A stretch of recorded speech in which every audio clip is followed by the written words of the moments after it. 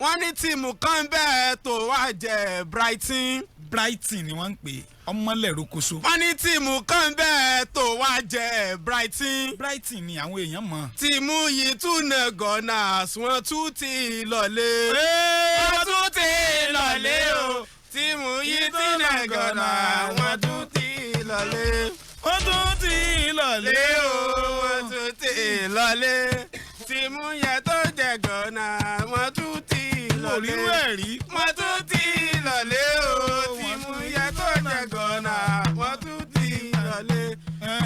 Chelsea ṣe wọ́n tẹ́ lọ́wọ́ Brighton. Manchester ṣe wọ́n tẹ́ lọ́wọ́ Brighton. Tottenham ṣe wọ́n tẹ́ lọ́wọ́ Brighton. Brighton ọkọ̀ só pẹ̀lú wájẹ́. Brighton ti nà sẹ́nà wọ́n ti lọ.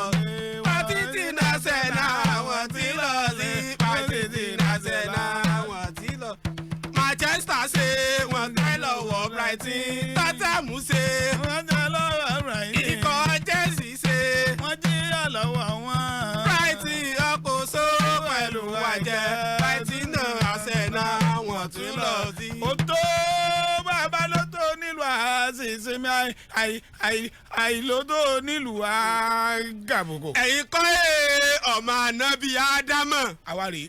ẹ̀yin kọ́ ẹ̀yin ọmọ ìpínlẹ̀ Ọ̀yọ́. àwa rèé. wọ́n na Chelsea wọ́n na Chelsea. ìyá yìí pọ̀. wọ́n na Chelsea sòdodo. ó ti pẹ́. Graham Potter tún sálọ wọn tún fún ní káfà. Bí Harry Potter. ẹ sì ṣèyí tán. ààyè kíní Chelsea wá. ààyè kíní Chelsea wá o. ààyè wo léyìí. ààyè ìyá o. ewúto èyí wọ́n tún jìyà lọ́wọ́ sí ti irú kí lèyí o. ààyè kíní Chelsea wá.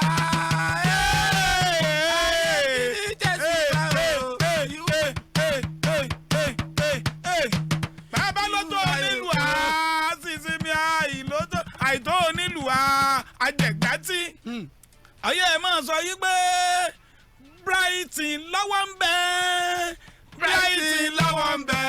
báyé Chelsea ṣe bàjẹ́. Brighton lọ́wọ́ ń bẹ. Brighton lọ́wọ́ ń bẹ. Manchester City lọ́wọ́ ń bẹ. báyé Chelsea ṣe bàjẹ́. Manchester City lọ́wọ́ ń bẹ. wọ́n tún ní Brighton lọ́wọ́ ń bẹ. Brighton lọ́wọ́ ń bẹ. báyé Gunners ṣe bàjẹ́. Brighton lọ́wọ́ ń bẹ. àgbà níwájú epo lọ́wọ́ ń bẹ. Abdulkadir Adérọ̀gbà lọ́wọ́ ń bẹ. Farouk lọ́wọ́ ń bẹ. Olóko dáná lọ́wọ́ ń bẹ. báyé Chelsea Gunners ṣe ń bàjẹ́ lọ́wọ́ ń bẹ. ni wọ́n jẹ́. túwò ni wọ́n jẹ́. túwò Chelsea jọ̀lọ́wọ́. Manchester City. Alábíà Pàṣẹ.